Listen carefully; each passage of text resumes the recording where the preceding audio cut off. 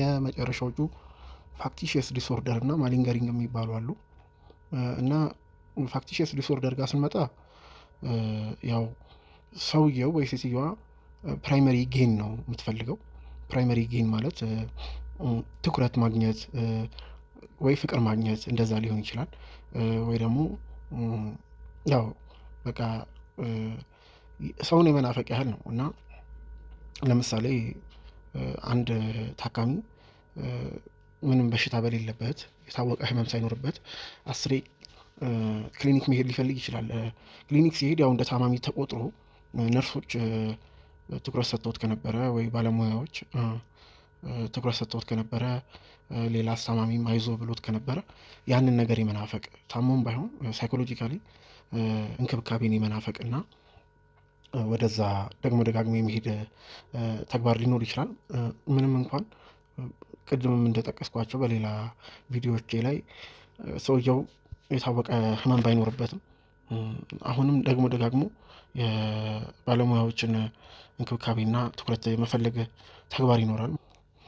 እና አንዳንዴ እነዚህ ሰዎች አንዳንድ ቴክኒኮች አሉ የሚከተሏቸው ያንን ነገር ለመፍጠር እና ምንድነው ለምሳሌ አንዳንድ መድኃኒቶችን ሊውጡ ይችላሉ። ያንን መድኃኒት ይውጡና ያው በዛ መድኃኒት የተነሳ ታማሚ ሆነው ይቀርባሉ። ዋናው ሀሳባቸው ግን ትኩረት ማግኘቱ ላይ ነው። እና የሆስፒታል ሲስተምን የመውደድ ከሆስፒታል አካባቢ የሚሰጣቸውን ትኩረት የመውደድ በልጅነታቸው ወይ ሲታመሙ በጣም የአይዞ ልጅ ተብለው ያደጉ አይነቶች ሊሆኑ ይችላሉ።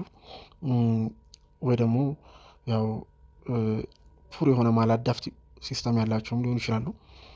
ራሳቸውን እስከ ማስታመም ማለት የሆነ በሽታ ራሳቸው ላይ ከትንሹ ነገር ጀምሮ ጉንፋን የያዘው ሰው ቢያገኙ ጉንፋን ከዛ ሰውዬ እስኪይዛቸው የመፈለግ አይነት ደረጃ የሚደርሱ አሉ።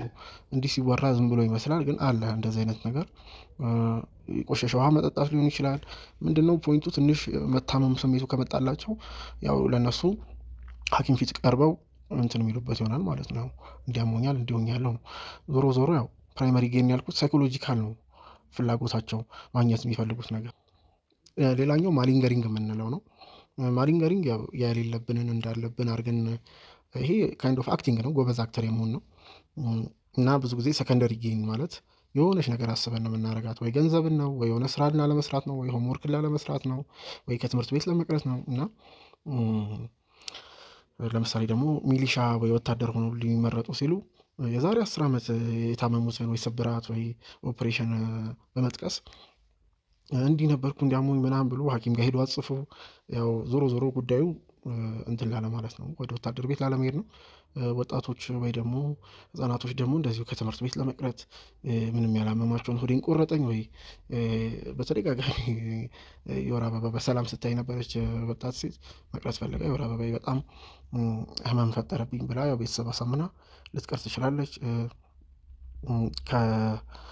ወደ ባልና ሚስት ስንመጣ አንዳንድ የሴቶች ትኩረት ሳያገኙ ሲቀሩ ያው በቃ ከየት መጣ በማይባል ሁኔታ በአንዴ ዝለፍለፍ ብለው ወድቀው ወይ ታማሚ ሆነው ባልየው ደንግጦ አቅፏቸው ሆስፒታል ይዟቸው ይሄዳል። ያው በመጨረሻም ያው ምንም አይገኝባቸው። ቀስ አድርገን ስንጠይቃቸው ምንድነው ከባሏ ጋር ሰሞኑን ትንሽ ወይ ጸብ ነበር እና ጸብ ከተፈጠረ ወዲህ እሱ ትንሽ ያው ወይ አስቀይመው ከነበረ ፊት ነስቷት ይሆናል።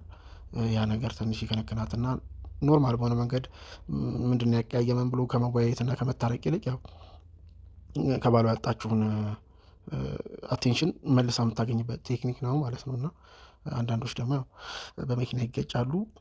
መኪና ከተገጩ በኋላ ብዙም ጉዳት አልደረሰባቸውም፣ ይሄን ያህል ስብራት ምናምን የለም፣ ህይወት ላይ አደጋ የሚፈጥር ነገር አልተፈጠረም። ሆኖም ያችን ነገር ይዞ